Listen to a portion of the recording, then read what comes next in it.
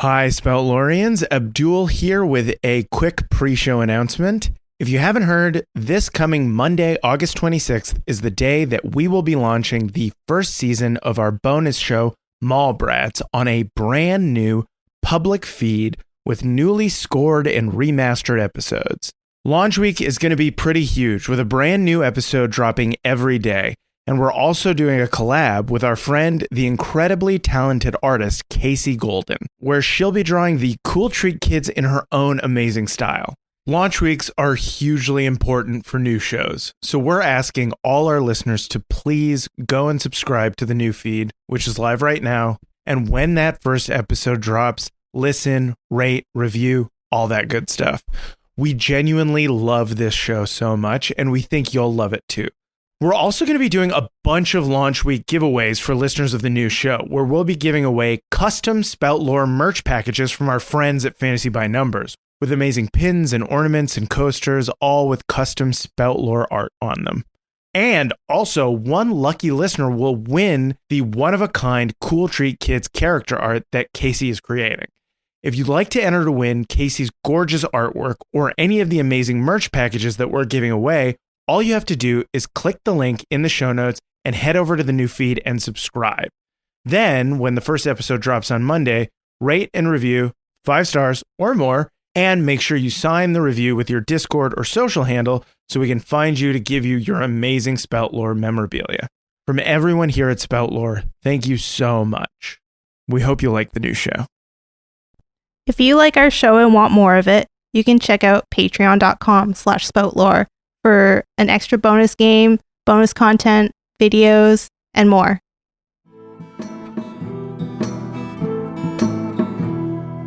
Gather round, friends, let me tell you a tale of 3 heroes, noble and bold. A brute, a druid, and a thief who is but 9 years old. You know them by name, you know them by deed. Their quests are famously daring. So here I sit, singing to you an adventure that is worth sharing. Tuck is the brute, he knows not his home, he loves to sing and fight. Thing is half elf, he shifts his shape and wields a spear with great might. Billy's a thief, his tiny size does mask the largest heart. Best and brightest they may not be, but their friendship outweighs their smarts. So gather round, friends, and listen close, for the tale's about to start. Hello, everybody, and welcome to Spout Lore. I'm your game master, Shawn O'Hara. Joining me, as always, playing Tacoma Dome the Barbarian, Abdul Aziz. Hello, everybody. Playing Ving, the half-elf druid, Paul Oppers. Hi there. And playing Fat Billy, the halfling thief, Jessica Ty. Hello. When last we left our heroes, they had come face to face with the massive Lyre Wolf. The party came down to join Ving as they were offered the choice, following a cuck-like gesture towards the wolf, in which Ving gained its trust. They were offered the option of traveling overland to the glacier or through the tunnels that lie beneath the ice. They took the tunnels with the wolf that they named Victor, after victory, after a thing that he said, who dragged them on a sled made of furs and rope through these deep, deep ancient ice tunnels, which were said by Victor to be a danger not to the body, but to the mind. We found out what that meant as the different layers of ice descending into the earth itself revealed time trapped in its crystals. Yeah. Stretching out infinity before the party. Time magic. Time ice. They all dealt with it their own way. Billy, seeing the eons that he's been alive, just did a body scan, classic body scan, absolutely worked. But Billy was able to ground himself in the present via this technique, protecting his mind from the infinity of time. Ving was less successful with his newfound connection to the moon, realizing that infinity is a terrifying prospect. Yeah, and the elven side of that too, the immortal part of my brain was just like really exercised in a short amount of time. So Ving's body subconsciously reacted in growing vines, attempting to anchor him to the present. Grounding, which Tuck and Billy saved by stabbing Ving in the arm. with a little knife. Yeah. Like with 12. Yeah. Like a good roll. Yeah, like a 10. I gave you Max 10 damage. damage. 10 damage. Oh. Yeah. I maxed Oh, yeah. damaged you. I haven't. I'm at 4. Oh my god. Holy I shit, forgot dude. to take the damage. I was like, well, I have 2 armor, but That's not a lot. Oh my god. That's not good. Do you we're have, going into a major like season A finale dangerous fight. place. Yeah. do you have healing potion?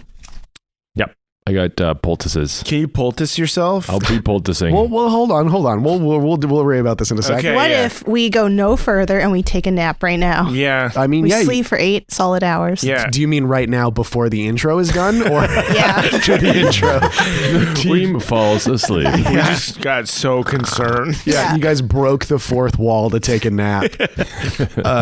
Tuck overcame his thing as well, as he was flooded with visions of the burning tree. Yeah, it was kind of the opposite of what Ving saw, where Ving saw eternity, Tuck saw one moment. Yeah. Nice. The end of time. Yeah, the Yeah. end of his road. Yeah. Yeah. And was able to see through this illusion even further and discovered beneath the burning tree another. Yeah. Ooh, Maybe it's Jesus. Yeah. to carry you.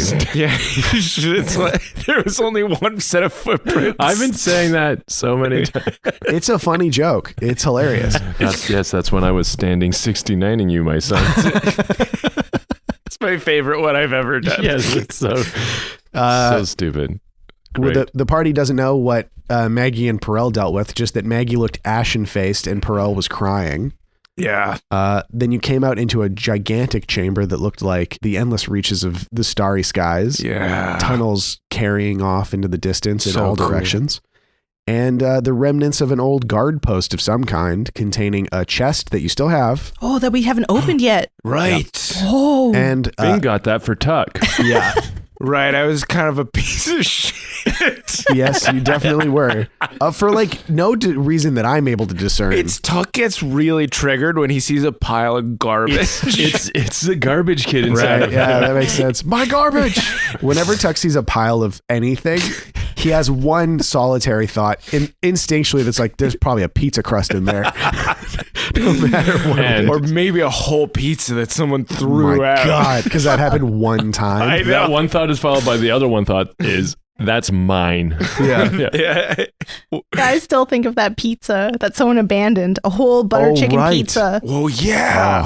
Oh, You- unbelievable. You gotta pick up a pizza that someone leaves on God, the it ground. looked It was so an good. expensive one It from was. the joint. Oh, It was a yeah. large from the joint. It was probably like $45.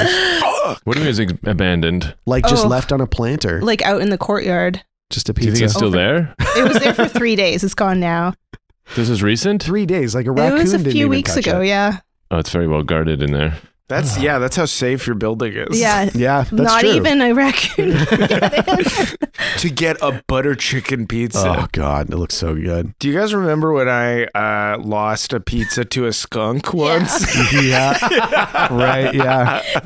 That skunk had such a good day. I can't fucking believe this is happening. That's so sad. It was insane because I was editing the podcast and I was almost done, and then I got the notification that the pizza arrived, and it was like 1 a.m. and I was like, I gotta get this out. So I spent another 45 minutes finishing it and then publishing it, and then I went downstairs and pizza wasn't there, and then I looked over the fence and there was just a skunk in the box. So he dragged it over the fence. Whoa. How cool. Yeah. Oh, that's so fucking funny. Oh, Okay, so then after that, you entered this chamber, the infinity of the night sky, stars as far as the eye could see, glittering through the ice, tunnels winding away into infinity, and an old stone watch base guard post of some kind smashed and frozen into the ice. Tuck and Ving had a little Tuck had a competition with Ving. yeah, it was a one-sided competition Yeah. for sure. Perel tried to take part in it and pushed Lost. himself to the ground. He slid across the chamber. Yeah. Ving hopped down into the ice through a hole that Tuck revealed, finding a chest frozen into the ice, using a little elemental mastery to melt things so he could swim down and grab it, losing control and melting the ice in the entirety of the guard chamber, revealing twisted humanoid corpses. We grabbed the chest, we booked as the tunnel began to melt around the guard post, and escaped into the last tunnel, which ended up being the entrance or an entrance to Addernack Allwater's tower. We arrived at a gate made of frozen stalactites and stalagmites.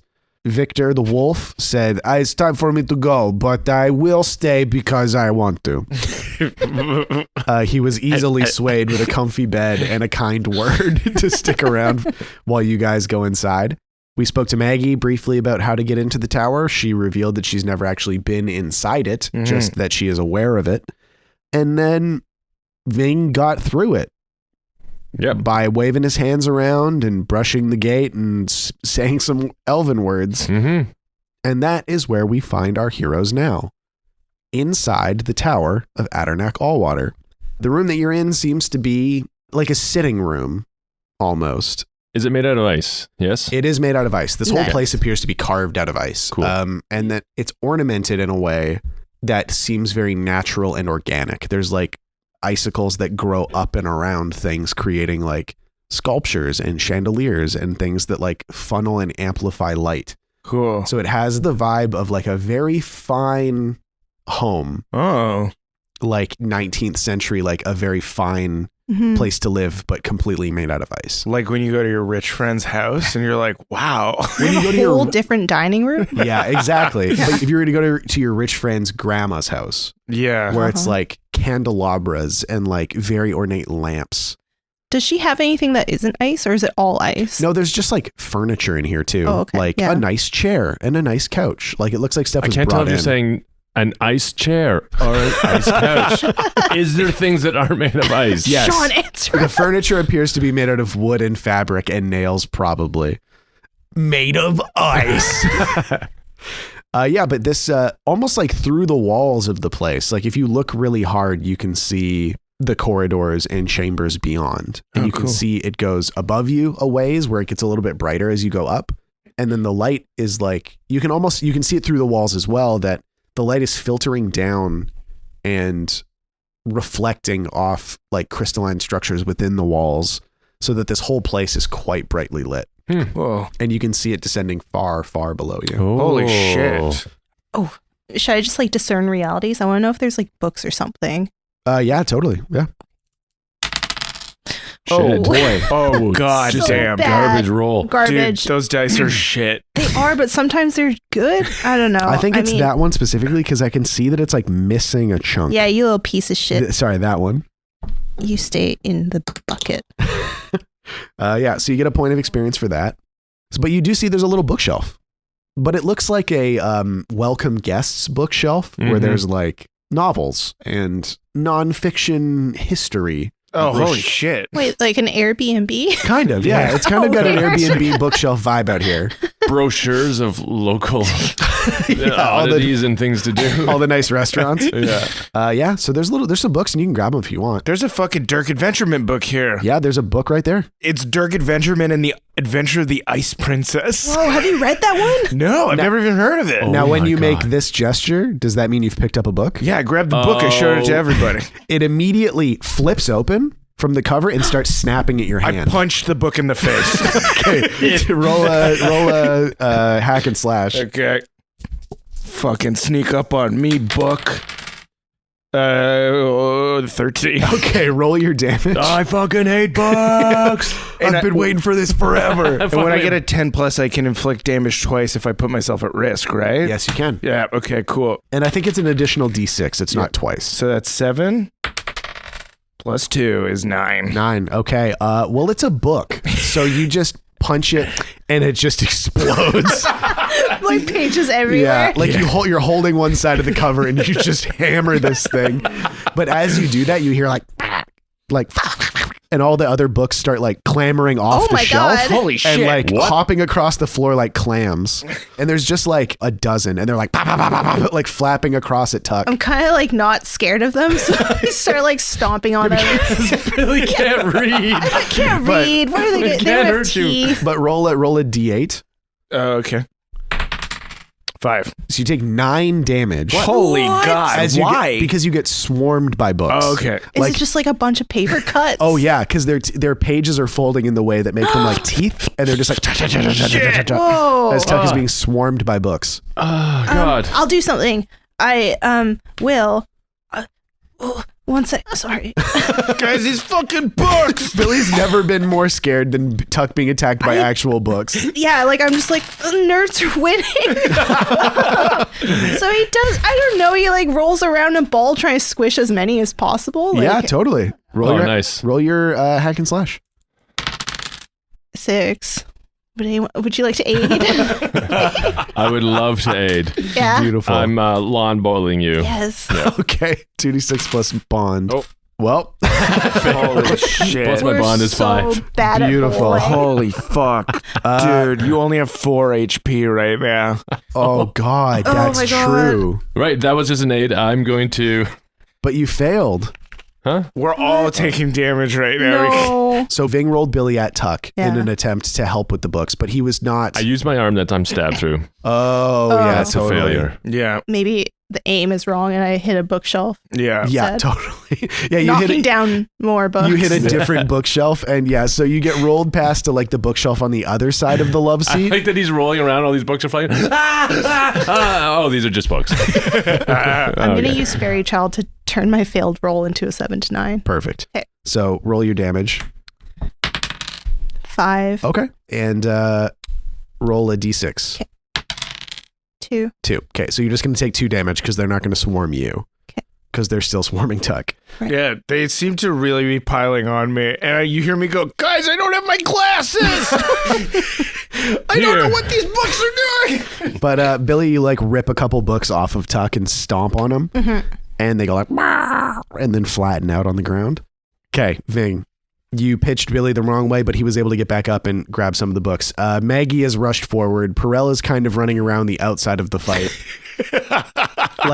like a crab, like back and forth, like, okay, what am I doing? I'm going to get involved any moment now. Bro, they're just books. Yeah, but they're not just books, are they? Knowledge is power. He's like gently kicking out at one of the books. Ving, what do you do? I'm going to use Fight with Honor and get some chi. Yep. 10. So I get 3 hold. Okay. So I'm going to cross the distance between myself and a foe and deal damage to foe in reach. So you dart across the room and deliver a flurry of blows. 6. Yeah, bang, bang, bang. There's like 2 more books on Tuck.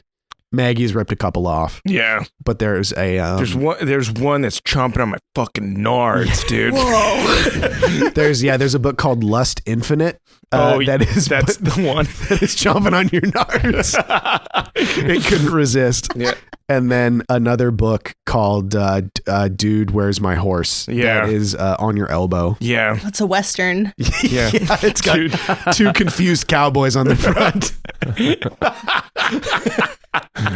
What do you do? I elbow the one book into the other book, but I end up elbowing myself in the deck. Yeah, roll a hack and slash. 8. Okay, perfect. So roll your damage Okay, my damage 4. and then roll your damage again. 9. So you crush the 2 books that are left for sure. Yeah. And then deliver 9 points of damage to your own dick and balls.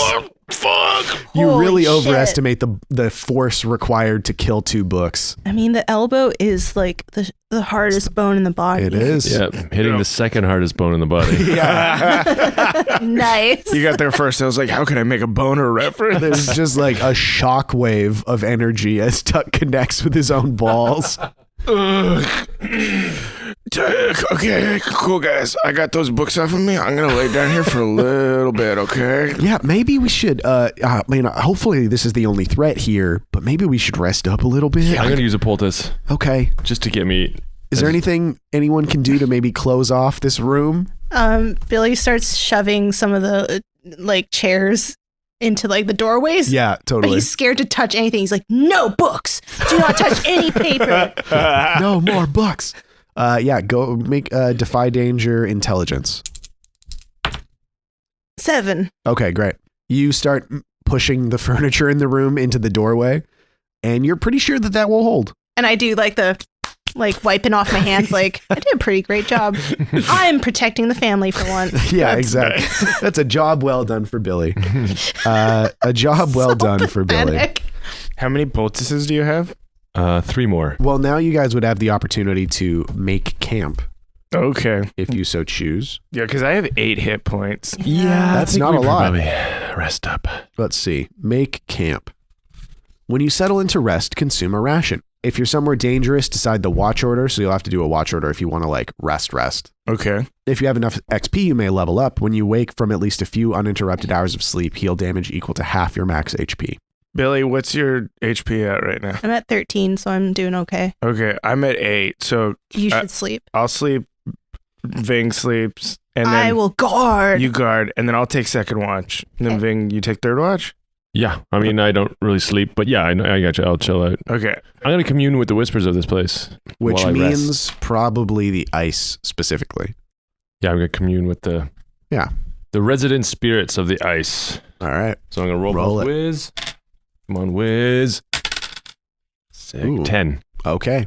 You sit down, cross your legs, do your whole meditative stance, Body scan. body scan, put your palms flat on the ice here.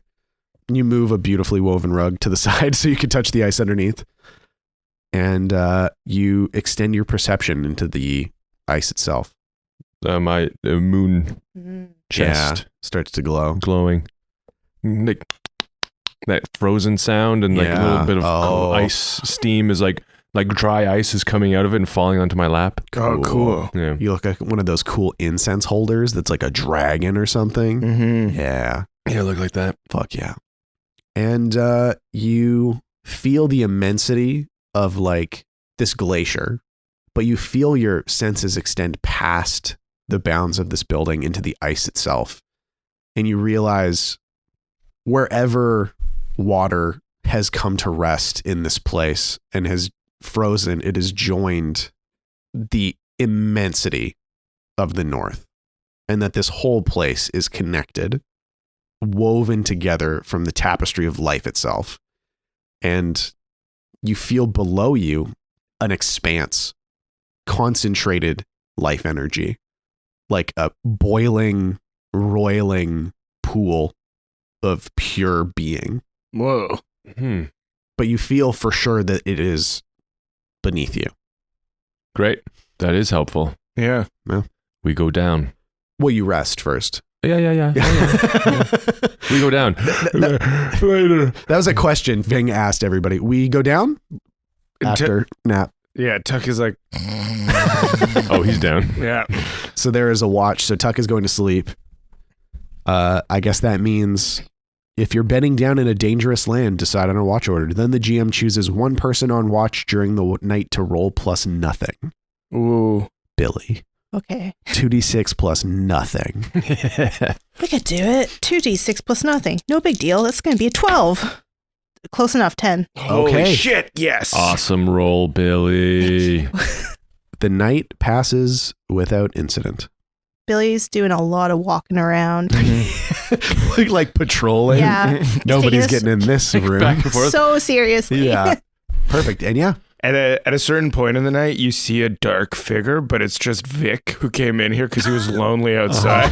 And he's dragged his furs in. Yeah. Oh, look at his mouth. Yeah. That's so cute. This room is far too nice to be purely inhabited by the likes of you pathetic creatures. This is where I shall rest. I mean, this is definitely where the finest of people lay down. And the finest of wolf. Yes. Yes. The very finest of wolf. The very goodest of boys. And he leans his head down a little bit as you're petting him. Yes, the finest of wolf. The most howling of dog. I will sleep now. Okay. And if so happens a half moon shape in my belly section is revealed, perhaps creature wish to rest there as well. Wow. Oh boy. And he says, I'm willing to sleep now, not because I am surrendering to sleep, but because I have dominion over the domain of sleep and dreams. I feel like that's how you fall asleep. I must go crush the slow death of slumber now. Make victorious the time of night. Yeah, the night passes without incident. Mm-hmm. So everybody gets a decent sleep. When you wake from at least a few hours of uninterrupted sleep, heal damage equal to half your max HP. Can you do some poultice on me too? While you're sleeping, because he wouldn't like, no, I'm fine. He's not let me. So when he's passed out, what do is I roll him over and put his balls directly on the ice while he's sleeping. Reduce the swelling. To cool him off. They're so purple. It does not look good. So gross. Billy, what is your HP and what's your max HP? I'm at 13. My max is 21. Oh. I'm okay. It's not too bad. Fine. I don't get hurt a lot. But do you want a poultice? How many poultices do you have left? I have 4. Okay, I'll take tons, one. Yeah. So many. I spent mucho money. Right. Yeah. I get a lot of Band-Aids for all my paper cuts. Right, it's mostly paper cuts. God. He has really sensitive skin. It's all on his joints too, so whenever he moves, they like hurt again. Yeah. And it stings when Ving does it, so that's why he's like, no, I don't want I don't want it. Ving's a little too clinical with it. Yeah. So I get back to 20. Yeah. We're doing Beautiful. Thank you. And I'm back up to 26. Hell yeah. Holy shit. You guys are basically full strength. What are you concerned about? It's the next day. Do you get Fairchild? Yeah. 9. So I get 3 hold for today then. Yeah. 7 to 9. And you feel it's a little hard to get like the full effect of the sunrise down here because it's filtering through. Yeah. That said, it's still beautiful and glittery. Mm-hmm. It's like a palace, but made of like living ice almost. And now you are faced with a doorway basically directly across from the entrance that you came through with about a knee-high barricade of furniture that Billy created the night before. Oh, wow. Good job, Billy. And Billy puffs out his chest like, thanks. I mean, no one got in here, right? So No. Yeah. obviously it worked. Amazing. Yeah. That's true. I bet there's so much trying to get in. And then Tuck goes up to it and he like very like, he's like,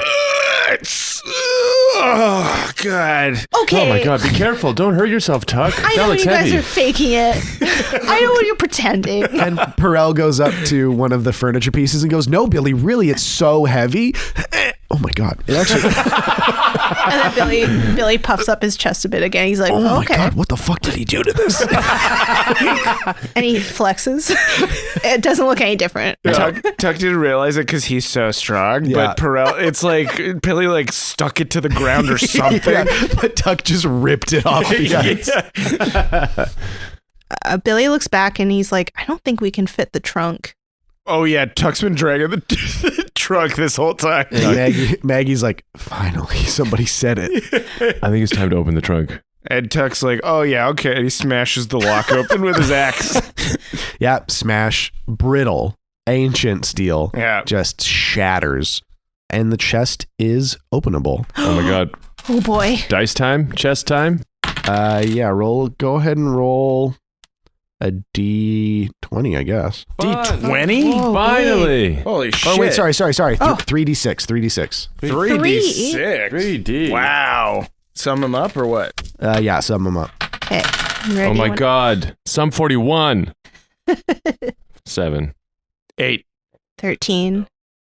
Okay, so this is interesting. So the first thing that you see is there is a sculpture made of jade. Oh. Like a carved sculpture of a woman on horseback Dibs. holding a spear and a shield, Ooh. like charging into battle. Cool. Like a carved jade statue. Can the shield and spear be made out of ivory? Yeah, sure. So yeah, it's a small jade statue with a small ivory spear and shield, but carved with almost like lifelike intricacy. Whoa, cool. Yeah. That's very cool. And Yeah. you would estimate it to be worth, roll 4d4. 7. So you would estimate, based on the fact that you guys have stolen lots of stuff and sold it, that you could probably sell this for 700 coins. Whoa. Holy shit. Wow. Based on its age and the fact that it's so beautifully carved. The other thing you find is like a really beautiful gold like necklace. It's like, it doesn't bend at all. It's like a hard piece of metal in like a half moon shape. Oh, I like those ones. Yeah. Yeah. Yeah. And it's very, again, beautifully made, though more maybe rustic in its craftsmanship, but it's made of pure gold. Oh, cool. And the last thing you find is a little bag made of cloth that when you pick it up, it kind of jangles a little bit. There's something in it? Yeah. Open it up. We'll see what's in there. you pour into your hand 6 obsidian coins. Oh, I get this one. Holy mackerel, are they all black? Yep, all black obsidian. Sick. I got 6 more of these things. Oh, wow. We're definitely going to have demons soon. Yeah. Does that mean I get the necklace? Yeah, you get the necklace, Billy. Oh, boy. I figured you'd get this because you were most excited about it. Oh, Billy, roll 2d6. 5? Okay, yeah. Probably 500 coins. Oh, okay. Wow. But, mostly just a very beautifully made necklace and some coins. Can I roll for these obsidian coins, see how much they're worth? Functionally valueless. Oh. And then you can see Tuck become surly. I don't. But to Tuck, they're priceless. Yeah, in that they have no price. Tuck, you can have the necklace back. No. And Billy's like trying to get off his fat head. No, Billy, that's yours. I am awarded with things that are as valueless as me. Whoa. No, I'm not going to say it. That's really striking deep. I like this. Yeah. Surely there's nothing to glean from this chest of random valuables, is there? What do you mean? Nah, it's just we've got some valuables that were recovered from a chest in a fort, and then 6 obsidian coins that we know to be used by a terrible secret society. Oh, shit. Do you think these belong to the Dark Guard? Well, I think that it's a little convenient if they didn't, that they're in a little pouch altogether. Well, that Holy makes shit. sense. So all of this shit might have belonged to someone in the Dark Guard. Uh-oh, do you think this has Dark Guard energy? Oof. Billy's like tugging the necklace off. No. It's getting tighter. It comes off. Yeah, it pops eventually. So the Dark Guard was in the north? Do you think they were trying to track down Addernack too? Mm-hmm. I mean, if I had to guess, I was a mercenary for a good number of years. The boys that we met in that tower, rest their souls, might have just been looters. But maybe at the behest of the Dark Guard. Okay. Maybe sowing discord. I don't know, because that's what the coins are for, right? They use them to mark people that are potential subjects for possession. Right, yeah. And who better than a bunch of greedy, backstabbing mercenaries? Right. Just a thought. Huh. You guys do this as a job, right? This is your profession is adventuring? No, our profession is stupid. All right. Well, let's go up or down in this terrible wizard's tower. Down. And you cross through a very ornately iced doorway into what seems to be a dining room. Oh. A long banquet. Nice brass doorknob. Yeah. Set in an ice. Totally. Door. In a door made of ice. It swings off on hinges of ice. Like crunking of ice, hard ice on ice. Yeah. So when you open it, it cracks. Oh, great. And then you open it and it swings open a little smoother. And inside is a big, beautiful banquet table with gilt chairs. So nice in here. And oddly enough, plants, living centerpieces. Whoa. Billy goes and tastes one to see if it's real. Well, it tastes like a flower, but yeah, it's real. It's real. Yeah, you just eat a chrysanthemum. Yep, that's a chrysanthemum. Tuck wants to go touch the soil and see if they've been watered recently. Ooh. Actually, okay, so you reach in to touch the soil. Doink, no soil. What? Yeah, not a scrap. Hydroponic. No, this is a beautiful holder that it's being kept in. It is made of ice, so maybe that's something to do with it. But the plants have no soil. Weird. Magic this way comes. What are they rooted in? Are they just sitting in ice? They're not rooted in anything. They actually don't have roots. Is there any dust on any of this? No, because there's nothing to make dust. Oh. But you can roll discern realities. I should have not said that. And I shouldn't have said the flower thing. But Tuck touched it, so that makes sense. Yeah, 2d6 plus wisdom. 11. Okay, 3 questions. Everybody pick one. Okay. What here is not what it appears to be. Great. Mine's what's valuable. Who's really in control here? Great. Cool. Yeah, there's a banquet table. There looks to be a fireplace carved out of ice. Oh, that's weird. It is weird, isn't it? I mean, maybe that's what is not what it appears to be. Billy's thief sense is that's weird. And then also, I bet there's a secret passage in that fireplace. Yeah, so he starts rummaging. Yeah, and you feel the smallest, most imperceptible of seams inside the fireplace. His fingers are trying to open it up a bit. Click. as it starts to slide aside. Yours was, What's valuable here? what is useful or valuable to me? So yeah, you hear the click and you hear Billy do his secret door gasp. Secret door. We look at each other. Secret door. Secret door. No, it's my door. I found first. You did. Amazing. And Tuck, you're still looking at the flowers like, what the fuck is going on here? Yeah. And you realize with your increasing, not expertise, but canniness about the nature of magic, Yeah. that it must just be like pure vitality keeping these things alive. Like it's not soil, it's not water, It's life. it's just life. There's just life energy in Just these? fucking coursing. Oh, cool. Absolutely pumping through this place. Okay. Oh, Perel, just easy, buddy. It's just, can you guys not feel it? I can feel it. I'm just not freaking out like you are. I'm amped up. Do your shirt back I up. gotta sit down. Tuck realizes that and he just takes one of the plants and just starts eating it. I take an entire centerpiece out of the middle. I start eating it like a big flowery apple. Yeah. You eat it, and the wounds on your body from the books that bit you, you feel like your body, you kind of go like, ooh. As your body like you just vibrate for a second. And then you feel something on your skin and you look down and the blood in your cuts is like bubbling up like it's been touched by hydrogen peroxide. Whoa. Oh, God. And you feel it like start bubbling down your arms. What the And as it bubbles away, the wounds are gone. Oh, What? Yeah. I want to eat one. Yeah. Oh, God. And you heal a little bit too. Huh. Pumping yourself up. Do we have a +1? Yeah, you get +1 health. I'm maxed. You can't have more than max health. You just let me.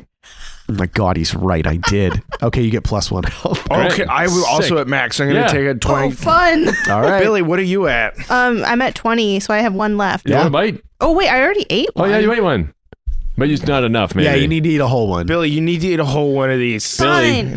And he's so upset about it because he's like, I don't want to eat a vegetable. And Perel was like looking around and was so like Billy, he hears Billy say that he doesn't want to eat a vegetable and he turns around and sees you all eating flowers out of this pot. He's like, what are you fucking doing? We're like, look, it's healing us. We're juicing. Did we not literally just have a conversation about not ingesting magic shit? Yeah, but look what happens. And I take off the Band-Aid and it's all healed. I'm like, magic. Oh, in that case, if you ate it and your wounds miraculously disappeared, never mind. Billy goes, magic. and then when he does that, Tuck goes, magic. And he does jazz hands too. And Bing slides in on his feet. Magic. Wow. I mean, even Maggie's eating them. I just wanted to see what it tasted like. It's kind of good. It tastes like a lemon chicken soup. Isn't that weird? Mine tastes like garbage pizza. What? Oh, do they all have? And Perel walks up and grabs a leaf and he slowly puts it in his mouth and chews thoughtfully. That's beef stroganoff. Is it like all of our favorite foods?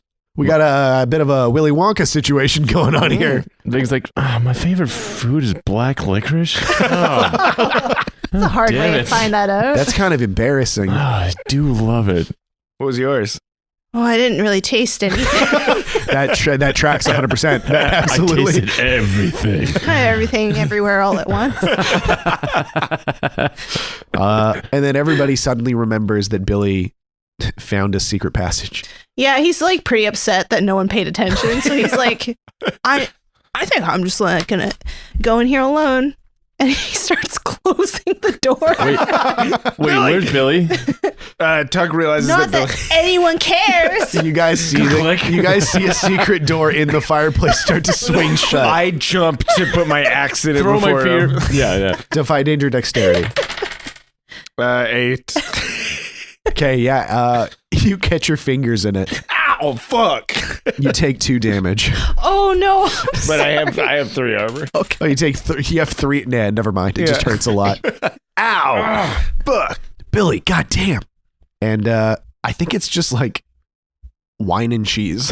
Back here? Yeah. Holy The shit. fridge. Oh wow. So Oh no, Billy found the walk-in. So Billy, you enter this darkness and you take the barest sniff and you know you're Yeah. in a pantry. I'm very quiet at this point. So he found food. And you just see a wheel of cheese be kind of pushed towards the opening, and then another wheel. And then I'm like, as I push the biggest wheel. The biggest wheel. Yeah. So Billy's it's only wine and cheese. That's the only thing. Oh, cool. You're log rolling these wheels of cheeses. And Billy's completely ignored the wine. Like he's just pushing cheese out this door. Mm-hmm. But yeah, there's now a bunch of wheels of cheese. Tuck's eating one of the wheels of cheese. Yeah. Billy's got a chunk and he's walking around, touching more stuff. Yeah. Maggie's eating a big old hunk as well. Should we, is there, like, where are we going right now? Yeah, that's the thing is you don't know the layout of the tower. So you're kind of forced to explore. Ving, what direction do you think we should go? The strongest feeling was from below us. That's where it feels like, I think it's where the plants are being kept alive. It's probably where this cheese was made. Okay. Everything is coming from below us. All right. Yeah. Can we go down? Is there a way to go down from here? Yeah, there's a bit of wandering. You find like a kitchen that just looks like a straight up like old school like 18th century kitchen with like big stoves and Cool. all that shit. Some of it's made of ice, some of it's not. And I call back, guys, there's a kitchen in here. Oh, do they have like some food? I start opening cupboards to see if there's food. There is a bit of food. There's a little bit of food. Oh my gosh. Do they have turnips and apples? I actually do have turnips. Yeah. There's a big, holy shit. Oh boy. Oh boy, oh boy. Oh boy. Yeah, and I walk back into like the dining room chamber and I'm like, yeah, there's like a whole bushel of really alive turnips here. Yeah. Billy scrambles up like a squirrel to get them. And he like bites Tuck's hand and Tuck's like, whoa, what? Sorry. I got really excited. Yeah. I haven't had turnip in years. It feels Do you like them raw or do you want? Yeah. Crunch. And they're so fresh. Yeah. Oh my It God. tastes so dirty. There's still dirt on them. And Billy's like, yeah. This is how you know they're good. They're disgusting. Like you pulled them out of Farmer Bill's field just a couple of seconds ago. And you're still running away from Farmer Bill. Yeah. That hot mud on your mouth, you know the feeling. And you kind of explore a little bit more. And there's like, this seems very much like this is the entertaining people spot. Mm-hmm. But you come to a door, again, made of ice with the brass doorknobs. And this one is locked. Okay, I'm going to try to unlock it using tricks of the trade, if that's cool. Yeah, of course. Yeah. 2d6 plus dexterity? A 10. 10. Yeah, how do you unlock it? Okay. I found a key. Yeah, totally. That absolutely makes sense. I'll take this, rolls out his. Yeah, like while I've been snacking, I've been opening everything. Every drawer, every cupboard. So I've got a lot of stuff. You found a lot of keys. There's a lot of keys. Yeah. He's just going through all of the keys he found. One of these has got to be it. One's a sour key. Yeah. Just mushes in there. Take it out, eat it. Click. Click. Door swings open and reveals a staircase carved out of the ice. That it's a curving staircase. And you see that like where you are on this landing, it goes up into your right and down into your left. Oh. That looks dangerous. The curving staircase? Why? Because it's made out of ice. Most people die falling down the stairs. Oh, is that true? In this world and in ours. Most people die falling down the stairs? Yes, it's like the number one, it's a killer, stairs. That's the number one cause of death? In our universe and theirs. All right. Let's go down. Let's follow the energy. Yeah, very well. So you begin to walk down the stairs and you find that they are not slippery at all. Just very nicely carved ice stairs that are easy to walk down, thank God. Probably by design or by magic. So this is nothing like Home Alone. Thankfully not. Although the wizard, Kevin McAllister, has come. And you get down to another door to the next landing. And the door keeps going down, but you're passing a door, basically. You can go in if you want. What's in there? Creek. This looks to be more like a ballroom almost. Like a ball pit? Like a dancing. Like a ballroom. Oh. Like a Chuck E. Cheese ballroom? The fuck? I genuinely thought it was a ball pit. Oh man, that's so fucking funny. One of us is a dad. So funny. So cute. And Tuck says, someone says, "Oh, it's a ballroom," and you hear Tuck like shuffle down. Geronimo and Lance. Yeah, and It does like a cannonball. yeah, and he looks in. He's like, "Fuck, this sucks." You got my hopes up for nothing, Perel. I got what? You just sounded so excited. As he picks himself up from the floor. What are you talking about? Who assumes a ball pit when they hear ballroom? And we raise our hand. Everybody raises their. So what do you guys do? You see this big old ballroom in front of you. There looks to be a piano made of ice. A few like music stands, some tables around the sides. Can I discern realities? You absolutely can. 2d6 plus wisdom. 9. 9. So you go. Oh, assist. Aid. What yeah, go ahead and roll 2d6 plus I was just going to say for the listeners, what they don't know is every time somebody rolls a 9, I dart my eyes between the two remaining players. 12. 12, beautiful. Holy shit. Making it a 10. Nice. Billy's down low, and he, was like spinning around the ballroom, looking around. I was thinking that we were like, let's run a slide. Yeah. Spinning, sliding, and taking it all in like a Google scan. Nice. So what are your questions? What here's not what it appears to be. Excellent. So you and Billy start spinning around as you run into the middle of the room and start spinning. You grab onto each other. Mm-hmm. You're kind of twirling across the ice floor. We're Sound of Musicing in here. Totally. Yeah. And as you spin across the floor, music begins to swell. Whoa. A beautiful waltz just starts to play on instruments that can't be seen. And then as that sound of a record player. Yeah, exactly. Oh, yeah, totally. Oh. And then we slow down. And every time you move, it's... Well, it seems like you've activated something. Oh. Because as you're watching this music play, as you're listening to this music, as you're watching this music play... with your ears. You see, it looks like... For a second, you're like, are there other people dancing here? And you see two exact copies of Ving and Billy begin to materialize on the floor. Whoa. They kind of come from the ground up, like boop, boop, boop, boop, boop, boop, boop, being built. And as this is happening in front of you, this sort of like printing thing, like strands from the bottom up, you see like strands of bone and flesh, like knitting themselves upwards. Oh my God, like in The Fifth Element. Kind of, yeah. There's like two people being built in front of you. Holy shit. And then as Tuck, Maggie, and Perel are standing there, across the room from them, their mirror, 3 people that look like Tuck, Maggie, and Perel. They're dancing partners. Come to being across the room. And they start, at least the two that you guys are mirrored, are dancing with each other. And you see the Tuck, Maggie, and Perel mirrors start to walk over to you 3. Okay, Tuck waves. He's like, "Hi, Tuck." Hi, Tuck. Whoa, cool. Oh, yeah, buddy. That's awesome. It is awesome. Cool. Cool, man. Yeah. Hi, I'm Ving. Hi, I'm Ving. I don't like this place. I like it a lot.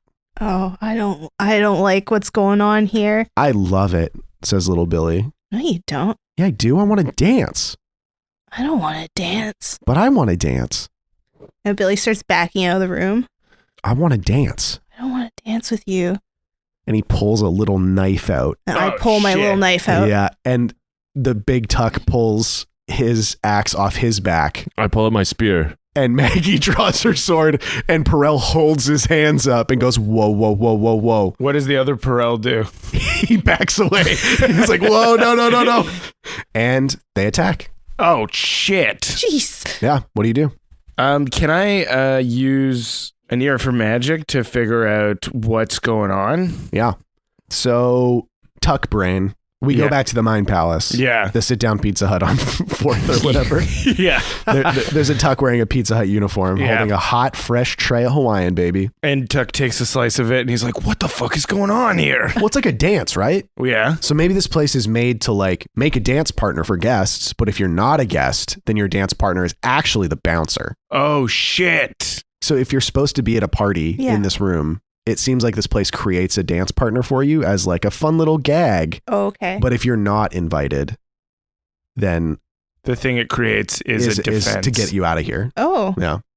Okay. Okay. And then Tuck talks to the other Tuck, and he's like, Do you think it is related to the music that started when they started the thing? That sounds like you're trying to get 2 answers for 1 question, bro. And then Tuck's like, fuck. Why don't I have more mental capacity for this? Yeah, he's like, yeah, you're right. My brain is tired of thinking now. But if I had to guess, as you're leaving the sit-down Pizza Hut, if I had to guess, I think it's probably not on theme. And the door swings shut. Okay. And you're back in the ballroom. Your dance partner's attack. What do? I dance. I grab him. I move his energy. I start doing like Tai Chi. Yeah, totally. Fight with honor and like kind of doing a fight dance. Oh, yeah, absolutely. This is a real... like capoeira sort of situation? Yeah. Or I was thinking more like in that old music video when they like have knives and their hands are tied together. Like Beat It or whatever it is? Yeah. Pretty cool. Yeah. Sick. So Ving comes at me and I beat it. Wow. And he stops dead in I'm his so tracks. tired. I just was like, I'm just going to put the A plus B. Stops dead in his tracks and he's like, no way, bro. That's awesome. So go ahead and roll. This is a fight with honor? Yes. Wow, great. I got 12. Okay, that's a whole shit ton of holds. Yeah. Are you going to spend one? Yes, I would love to. I guess I just want to distract him by dancing, like twirling him around, and then I'll leap over across a physical obstacle and like... We're in a real sense. There's a real sense of danger in this room. I'm trying to get that feeling too, or is it no? Yeah, I honestly can't tell like the vibe of stuff. Yeah, At first it was very friendly. Yeah, it was very friendly at first. And then it turned sinister? Yeah. But it was because we turned sinister. That's why I'm wondering if we go back to dancing. That's why I wanted to dance. It's a great question. That is a good theory to. Oh wait, you get one more question. Oh yeah, what's about to happen? So what's about to happen is you notice as you like lunge at your dance partner, he is pulling away from you. It seems like Ving is the only one that's not being attacked, but he's the only one that's trying to dance right now. Guys, start dancing. Really? Yeah, dance. Okay, and Tuck, you guys realize you've never seen Tuck try to actually dance. Oh my god, Tuck can't dance. And he goes, and you see him like do the weird like white guy dance where it's like, okay. Are you biting your lip? Okay, roll 2d6 plus charisma, I guess. That's really all dancing is. Yeah, arms up. Doesn't matter if you're good at dancing, just it matters if you believe you're good at dancing. 13. Wow, yeah. Killing it. So you start doing like your mirror like pulls his mirror, Larry, Terry, and Chad down from his back and is like, dance, bro. And Tuck's like, I am dancing.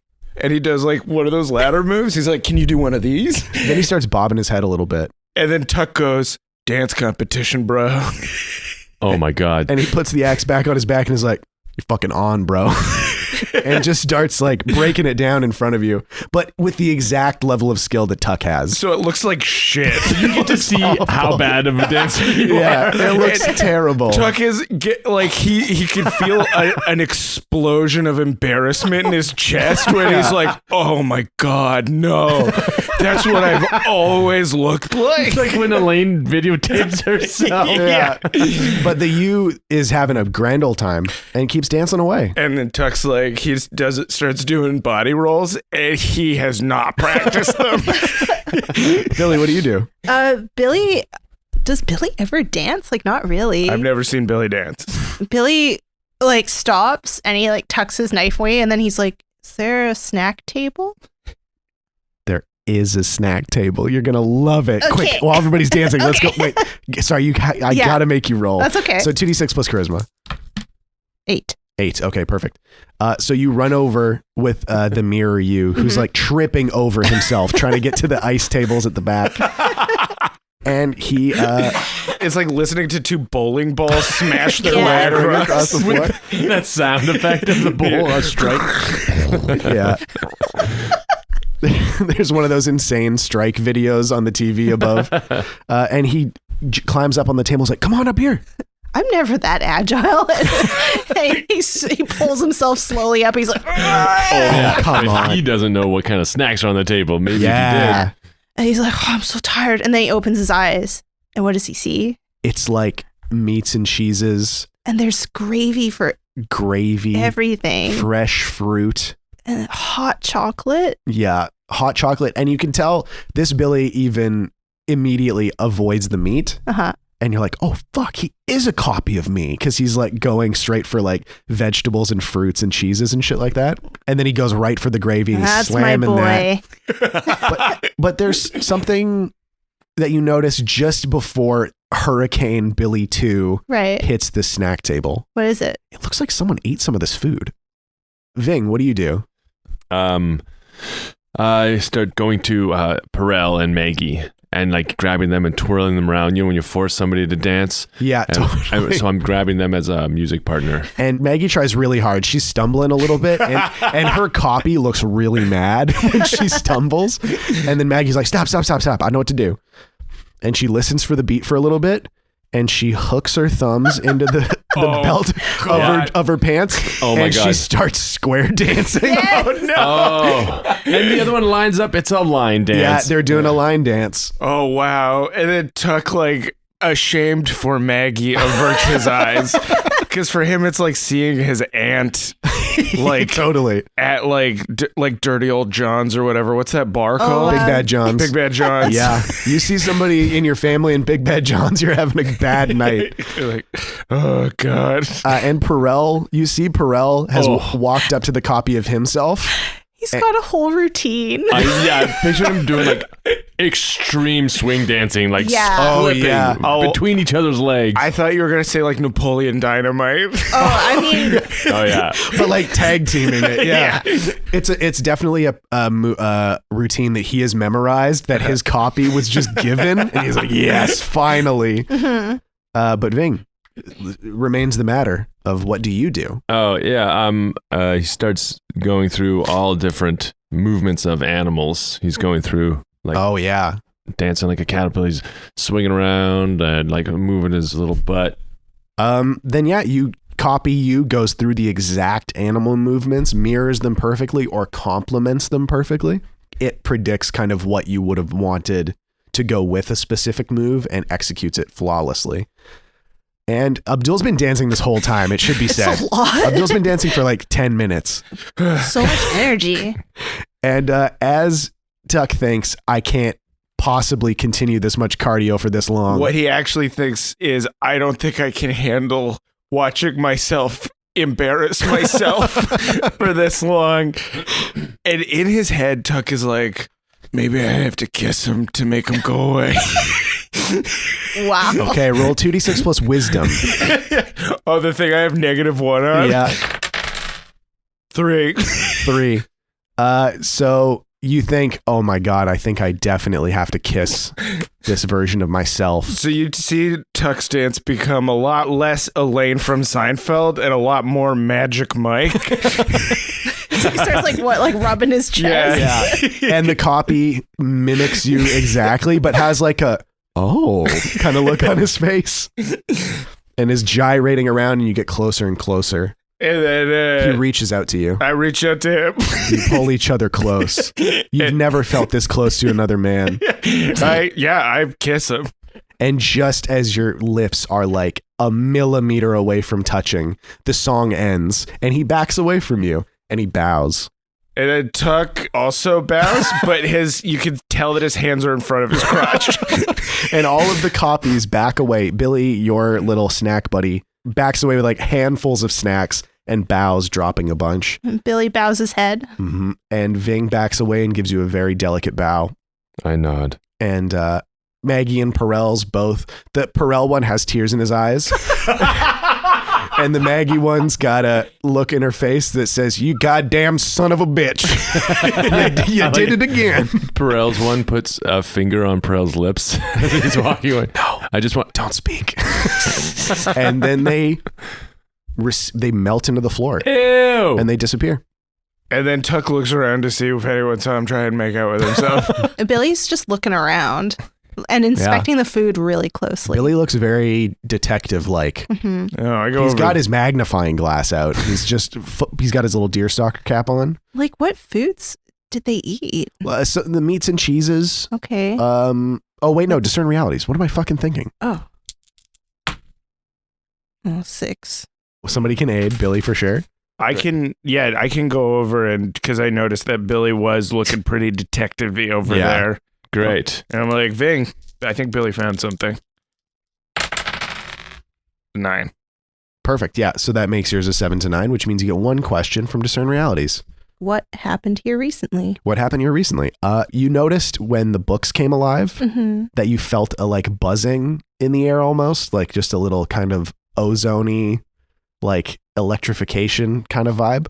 I feel like it was from like the bottom up, like from her feet up, like where that vitality's coming from. Oh yeah, through the ice. And you felt a similar feeling when you ate the flowers, and you felt a similar feeling in this room when the copies appeared, when the dance partners appeared. Yeah, when Tuck was about to kiss himself. No. Yeah, we should talk about puts that. His hands in. It's okay. I thought that was the only way to get rid of them. Is it? That's a bold jump. I thought you had to kiss them, and if that wasn't going to work, I was going to try and fuck them. I would go so far for this family. You don't want to know how far I'll take this. But you realize that you actually felt it during your watch. Like the night before, you felt that like whoop, which leads you to believe that these canapes are also a spell, basically, that someone activated last night. Oh.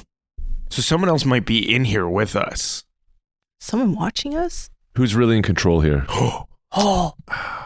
Yes, finally. Because you still had one more left over, right? I did. Fuck yeah. God damn it. I shouldn't have let you ask that second question or that third question. So you look around and everyone is now that Billy's like, something's up. Because you guys know Billy's senses are near supernatural. And he's near food, which doubles that. Yeah. Doubles the range and efficacy of his senses.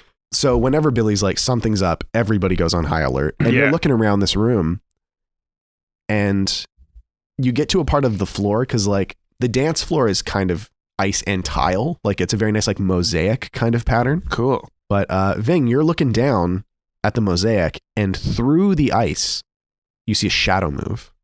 1 floor down, 2 floors down, you're not sure, but something below you moves. There's somebody down there. And Tuck takes his axe and tries to smash through the floor. Yeah. Okay. 2d6 plus strength. Okay. 9. I aid. And okay. Oh, sorry. But I also used an ear for magic and I get a +1 forward. Okay, yeah. Great. So you raise the mighty Larry, Terry, and Chad into the sky above you, and you bring it down with a huge crash, a roar. And as you're doing that, you like make this connection. You're like, it's going to try and heal itself. And sure enough, you smash through the floor and immediately it starts knitting back together. So you just hammer and hammer and hammer. Cool. And you cut through it. You'll be able to get through to the next floor for sure. Uh-huh. But you guys are going to have to rush because this ice is like filling in behind Tuck. Billy bolts for the stairs. Oh, you're going to head him off at the door to the room below. Smart, Billy. Bing, follow me. Yep. 6. Shitty. This is my aid. Okay, yeah, go for it. 2 Scoop 6 him up. respond. Yeah. Slide down the stairs. Oh, Lord. I get 6 as well. Oh, That's Lord. a failure. Tuck, you like crash through the floor. Yeah. Superhero landing. Yeah, slam into the ground, and you see on the other side of the room the door slam shut. Fuck. You are in a chamber of some. This looks more like a workspace than anywhere else you've been. What's around me? Roll Discern Realities. Okay, 8. 8. So you get one question. What just happened here? What happened here recently? Yeah. Someone, you see like a little like glass.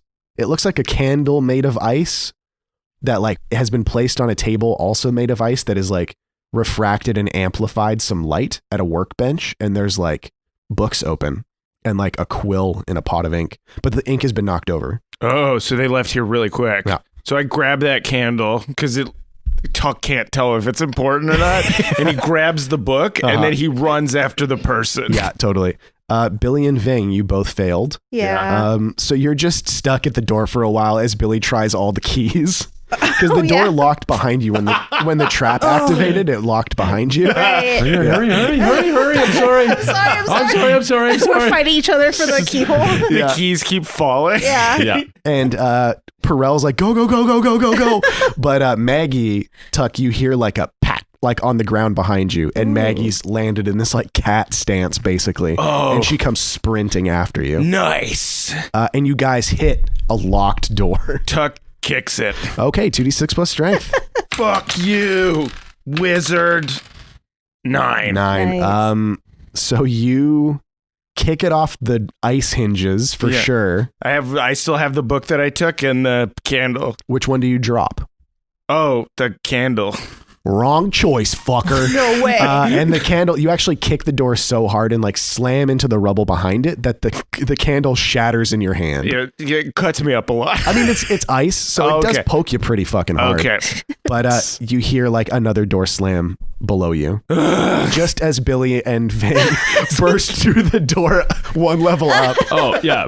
Ving backs up to the other side of the room, and he's like, I'm just gonna ram it. And then I just start, like, train running at it with my shoulder as Billy, like, I got it. So I fly right into the door. And you guys are gonna, Tuck and Maggie are going to be alone for the immediate whatever happens next, but you will catch up. And yeah, you keep going down the stairs. Yeah, I pursue hard because we've been in danger too many times, and someone else is in here pulling these strings. And Tuck, he got really mad. Scared mad. He got scared mad that his family was in danger, and he also got like idiot mad that a smart person was bullying him with their knowledge. And embarrassed mad that somebody else saw him smooch himself. Yeah, and also ashamed mad that he had to watch himself in his terrible dancing, and apparently all these years he thought he was a good dancer, was a bad dancer all of these years. All of these years. All these many years. Everything is going through Tuck's head. He's like, how dare you make me watch myself dance? And you get down to these doors. The doors are locked. Billy has the keys. Tuck just barrels through them, runs. Yep, 2d6 plus strength again. 10. Okay, yeah, bang. This one doesn't shatter. You just like slam it open through. You break whatever lock, but the door itself is still intact. And you enter into a wide circular chamber ringed by shelves.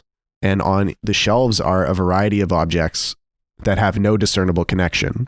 There's some crates in one corner, and then like a glass orb, a vial with a single rose in it, a glove, a mask. And Tuck walks up and he grabs the glass orb, and then he yells, if you don't come out right now, I'm starting to smash this shit. And Maggie is behind you, and she goes, Tuck, put it down. No, I'm done. Tuck, it's going to kill us. I don't fucking care. Wait, no, yes, I do. Wait, it's going to kill us? you're like holding it like, what? Don't you see what this is, you lunatic? What? This is the vault. Put it down. And then Tuck realizes that he might be holding the magical equivalent of a nuclear bomb. And he's like, okay. Puts it down. Okay. All right. Let's just wait for the others. I feel like whoever we were chasing, they outplayed us. We shouldn't have come in here. This is dangerous. And Billy and Ving, you arrive at the door that has been broken, and Tuck is gingerly putting a glass orb back on a shelf. And actually, Perel walks through the door because he's like, I'm going to get there first. Oh my God. I'm an adventurer too. And he gets through the door and he kind of stops and goes, whoa. What was like he gets lightheaded, like he almost falls over. Oh. He's like, oh. I grab him. What's going on? Magic is everywhere. And he's like immediately drawn to the shelves and starts picking his way through. Whoa. Ving feels very spread thin here. Oh, right, because you're all spirit guy. Yeah. So the magic is like fucking with you. Yeah. Does Billy feel anything? Yeah, this is like an old like font of power. And Billy tries to push Perel away from the shelves. Yeah, and he like kind of absent-mindedly like nudges you out of the way. No, not yet. He snaps himself out of it. We're not ready for that yet. Okay. Can I go into Shadow World? Yeah. Will that do anything? I don't know. I want to find this person. Yeah, totally. Midnight Waltz? Bring somebody else. Oh, should I bring? Sick. Should I bring Perel? You could bring Perel, yeah. How many fairy holds do you have left? Because remember, you have to I use have 2. 3. Okay. Yep. So you'd be really running yourself ragged if there are any super dangerous things. I'm scared. You could just use your eyes too, you know? You can peep around. Yeah, but We haven't discerned realities in here Yeah, yet. that's true. But also, it's a cool fucking It move. is very cool. And I don't trust because I'm like, We've been discerning realities all over this place. Yeah. Yeah. Yeah, I feel like I need to see through everything. totally. That absolutely makes sense. So for the listener, if you haven't heard the level up, Billy has a new move called Midnight Waltz. When he uses Shadow Dance, for every additional fairy hold he spends, he can bring someone or something with him. Pearl, do you want to come with me? Yeah. It's going to feel weird. And you have to hold on to me. You can't let go. Okay. All right, Billy. I Okay. trust you. 9. Mhm. So I'll spend 2 of my fairy child to bring Perel with me. Yeah. But because I got a 9, I only get 1 hold. Yeah, totally. So you enter the Uh-huh. fairy from this place. Mhm. What does it look like? It is light and shadow, like a lot of light. And it's very geometric-ish looking just because of like how, like all the sharp angles of the ice. Mm-hmm. There's a lot of magic in here. There's a lot of magic. So So probably not a lot of Fuzzy. not It's a lot very of fairies. fuzzy. Yeah. there's no Yeah. fairies. Yeah. I'm the only one. And it's very like echoey because Mhm. it's so empty to me. Yeah. Yeah. Oh, cool. Yeah, like really, I'm just seeing the ice and like you guys. Yeah, maybe Ving's faint. Ving is very faint. Yeah. You're the faintest of all. What do I look like? You just look like Billy's just like that. That's a shadow, but it's warm. Like warm in like Tone? in terms of like his Mm. emotions. Oh, nice. Yeah. Can you see the shards in my chest? Oh. Yes, those are dark. Oh, cool. Mm. Like dark, like it's like sucks in light, you know. Yeah. Little black holes. Mhm. Mhm. And with my hold, I just want to like try to talk to whoever it is or find them, Yeah. So like identify them somehow. it's a very confusing feeling Uh-huh. because you know someone is in here. You can feel it. Yeah. Like you can count the presences in this room and you know there's at least one more, but you can't see them. Perel, can you see them? And you look over at Perel's Uh-huh. like spirit fairy form. He's glowing like a star. Holy shit. Like he is just brilliant. Right. Perel, can you see who's here? Perel is unresponsive. Can you hear me? I see everything. And he's like extending his arms like he's basking in this energy that he's feeling. And you see that his fairy form is growing brighter and brighter, but dangerously bright. Uh-oh. You can tell that this is too much. Okay. I'm sorry, Perel. I have to let you go. I am the universe. And I let him go. And he slams back into his body and he's just like, what happened? You were convulsing. Yeah. What? He maybe he comes to and like We're doing CPR. yeah, Ving's got his Whoa. fingers in his mouth to keep him from biting his I tongue. put my wallet in his mouth. Yeah. Barack is president. Barack is president. In the office. You are Black Stanley. Barack is president. So stupid. But he spits out your hand and the wallet and he gets up and he starts like wandering kind of side to side looking at the shelves. What happened in there? Bro, are you okay? I just fucking, and he holds up his hands and Billy, you see this? Mhm. Like you see his form get up, like the body kind Yeah. of through the mist. And I follow him. Yeah. And he's leading you to one section of the shelf Mm-hmm. and you're feeling this pulse like, okay, there's someone else here. There's Mhm. someone else here. But your body's also like, or your mind logically is like, this doesn't make sense. And it looks like he's walking towards a rolled up piece of fabric. What? So I touch the fabric. And Perel, I can't really feel anything. you can't though. feel anything. But No. as you reach out, you see Perel reach out like in sync with you. Okay. And he grabs this rolled up piece of fabric. It's probably about a meter wide. Mm-hmm. And he unrolls it. And he's like got his back to all of you, but you just hear him say, Morris? And he like turns and he's looking at a portrait of like a rugged, older, like maybe 60s, kind of squat, burly man with mutton chop sideburns, but no mustache or beard. Holy shit. Long gray hair. Mm. And you're looking at this portrait of him looking very regal. And the portrait blinks. And that's where we're going to end it for this week. Holy shit! I'm your game master, Shawn O'Hara. Thank you for joining me. Joining me, as always, playing Tacoma Dome the Barbarian Abdul Aziz. Wow, holy shit. Playing Ving the Half-Elf Druid, Paul Oppers. Oh, haunted painting. Playing Fat Billy the Halfling Thief, Jessica Ty. Wow, exciting. Thank you to Aaron Reed for our intro and outro music. You can find Aaron's original music at aaronreed.bandcamp.com, and all of the songs produced for the show, written by Abdul and myself, very occasionally myself, and performed by Aaron Reed at SoundCloud. Just search Spout Lore. I would say the best song was written by you. Oh, please. Terry Knott, so good. You're too kind. You wrote the Druid and the Drowned Man. So It was, good. yeah. Terry Knott's like a real song that you would hear in The Witcher. And that is my benchmark for what good music is. I would say that is all Aaron. He made that song so fucking cool. We should listen to all those songs. I would like while we to eat listen to those Yeah. while we eat chicken. Yeah. Chicken. And that's thank you right. to Victoria's Chicken World. And thank you to me for ordering Chicken World. Thank Thank you, you to Abdul. Thank And you, Abdul. congratulations. You guys did a good enough job at this episode that I will let you eat this chicken. Thank you. And I won't throw it directly into the garbage in front of you like I do every episode that you don't do a good enough job. Thank you, sir. Thank you. Thank you to the chickens for giving up the lives those times that sorry for wasting it, that we weren't funny. Contractually, Wasting. I haven't been able to eat because I've been doing so bad on the podcast lately. And I would like to apologize to the raccoons who are not getting chicken tonight. I know they usually wait by the dumpsters. Every time we record, a crowd gathers. They know, and they pray we will not be funny.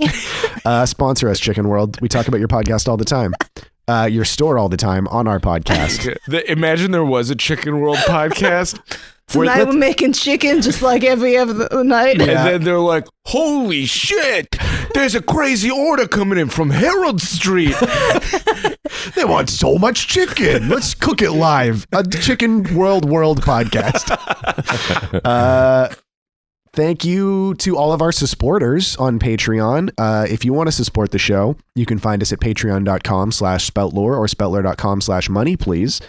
And thank you to all of you for listening. We'll see you next time. And so ends the tale of adventures three who tried the best they can. Though dumb and scared and lost they be, for times abreast in revelry. And though our journey may be lying a conclusion, we will not leave you without a resolution. Return next week to hear some more whilst you commute or do your chores. And for you, I'd gladly spout more.